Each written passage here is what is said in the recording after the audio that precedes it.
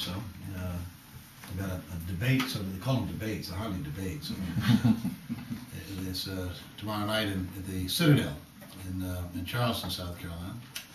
They're going to have us, it's YouTube is doing this, and CNN. They give you like 30 seconds to answer a question. It's hardly a debate. I mean, anybody who can answer a question on any subject matter in 30 seconds has no right to be running for president. I think they can be president. If you got a 30-second answer, I'm worried about you. That's how they run them. So what we've been doing is I come from a small state, Connecticut. Many of you may know. A lot smaller than Iowa physically, obviously. You can stick us in your back pocket here and lose us in a county in this state, geographically. But we're not. In fact, we're both about the same size in population. Actually, kind of a little bit bigger in population than Iowa. But a strong commitment to education. I've always been impressed. You have 62 independent colleges in this state, which is a stunning number considering the size of the state.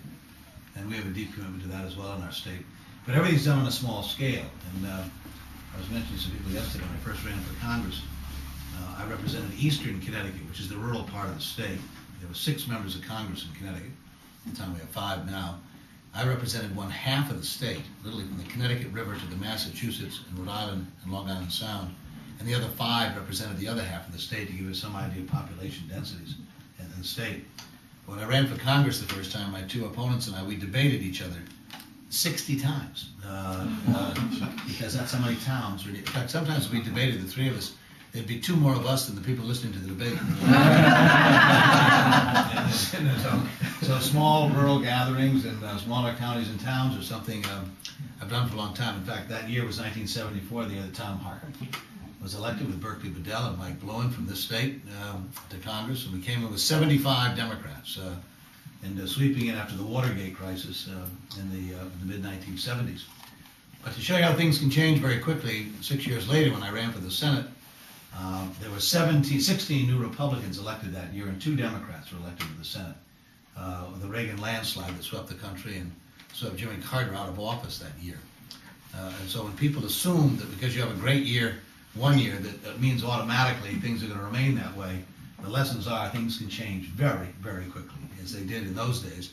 Within a matter of 4 or 5 years, the country was in a very different mood and opinion than they were in 1974. So when people tell me that in 2008, doesn't matter which Democrat we nominate for the presidency, any Democrat can win, I think they're making a terrible mistake to make that judgment. It's going to take a lot of hard work. It'll be much closer by the fall of 2008 than it is today. George Bush is not on the ballot. It'll be a new Republican candidate. Probably will be as critical of the Bush administration as maybe the Democratic candidate may be, given the fact that there's a lot of opposition to things the president has done, and even Republicans are now expressing their opposition to his leadership in many, many different ways. So it's a very important responsibility that Iowans bear, along with New Hampshire and these other small states. At the very least, in January of next year, you will either thin out the field, or may actually choose the nominee, depending on what happens, but you'll certainly thin out the field of people who will be running for the presidency by the decision you make on caucus night. And so it's a rather significant responsibility to assume by taking on this chore of listening to all of us and giving us a chance to make our case to the people in this state. We do hear that which we don't do anyplace else. It wouldn't be able to. So I say here in New Hampshire, as well as now to some degree in Nevada and South Carolina, where you really can't do this, what we're doing here this afternoon, and that is sit down for an hour or 2 in someone's living room and have a discussion about almost every subject matter we can think of here. You insist upon it, and I'm thankful you do.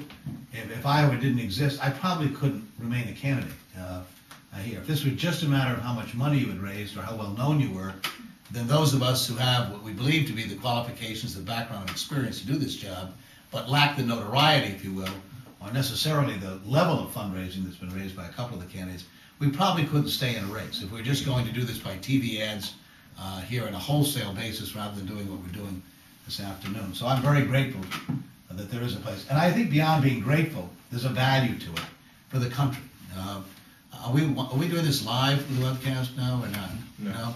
I do them normally live. I webcast all my town meetings, either tape them or do them live. In fact, we did one at one of my favorite spots, and I've got a lot of favorite spots in the state now, but one of my favorites is a place called the Canteen in Ottumwa, which is it's a diner about the size of this living room, under an underpass in Ottumwa. and they make the best chopped hamburger sandwiches you've ever had in your life, and it's well known by people who go through it. You got to stop in the canteen. So we did a town meeting in the canteen, and we had about half the size of the crowd. You couldn't fit anymore in the canteen to do it.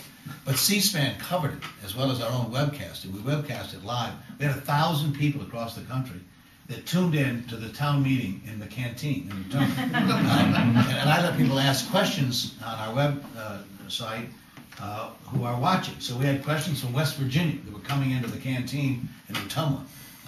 And the point is, we try to take these settings and not just make them available to the people where we're hosting them, but also around the country, so that they get to hear your questions as well as my answers, because they don't get to do this. So you perform a tremendously important value, and I can't tell you how many people would like to do what you're doing, and that is to be able to sit down and not only ask questions, but do everything else you're doing. You're looking at me, you're listening to me, you're watching the body language, all the other variables that come into making a decision about who's really worthy of your support for this nomination. So it's a very critical moment for the country, because without it, you lose that opportunity to really get a sense of who we are. I mean, you can, today with media what it is, you can manufacture and make anybody, almost anybody, if you wanted to, with clever enough advertising and the like. But it's hard to do that sitting down in the living room when someone's living for a couple hours. I'm not suggesting you necessarily draw the right conclusion every time, but it's a lot closer than the vast majority of people in this country will ever get to a presidential candidate. We also then get to make the choice in a matter of days after this, about 180 days from now, making the choice and narrowing that field in the caucus process. So I'm very agreed. It's a long way of saying to you, this is very important to me and very important to the country, what you do. And I'm very impressed that Iowans take it as seriously as you do.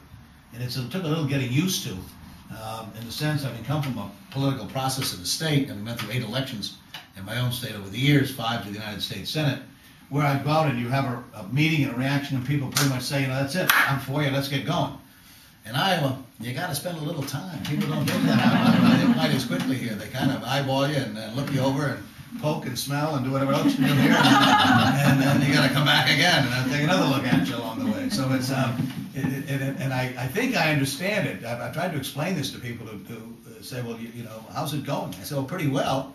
And I think I've got a fairly good ear for this, having been involved in enough of it over the years, to understand the distinction between a courtesy. People are very polite in Iowa, and they're not likely to sit there and tell you, there's no way in the world I'd ever support you in 1,000 years.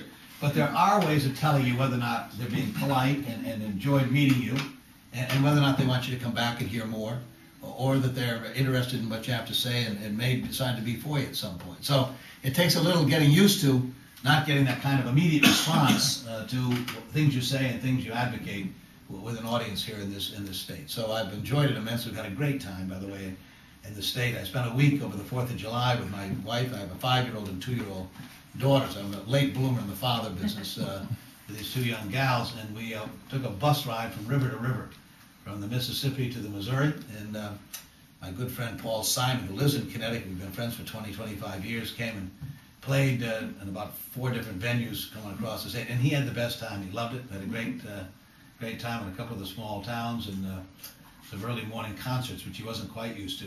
A 9 a.m. concert in Carroll, Iowa was not exactly something. Staying in Super 8 motels, I don't think he's done a lot of that. But he seemed to be genuinely enthusiastic about the trip. And really, I asked him, I said, where would you like to go? I said, he said, I'm happy to come out and help you. And I said, well, I would go to New Hampshire, that's closer. I mean, you live in Connecticut, that's just a couple hours up the road in the car. Or I said, go to South Carolina, and he really wanted to come here. In fact, he told a wonderful story. He was here. The very first concert he and Simon and Garfunkel ever gave as Simon and Garfunkel was in Davenport, Iowa. And no one had ever heard of him. This was long before the graduate in music that really sort of started them on their way. Although they had a band called Tom and Jerry when they were in high school. And there was one song, I can't remember what the song was. It was one hit song they had, and that was it. But then they became Simon and Garfunkel. Anyway, he comes out and he tells a story how in Davenport, at some college, I think it was out there, they performed. And at the intermission, the student leaders who had hired them to come out met with them and said, we're not going to pay you. And they said, well, they'd driven out here. They said, well, why not? They said, you're not funny. And they said, well, what do you mean not funny? They said, well, we thought you were the Smothers Brothers. And Paul said, we can be funny if you want. You got to pay us.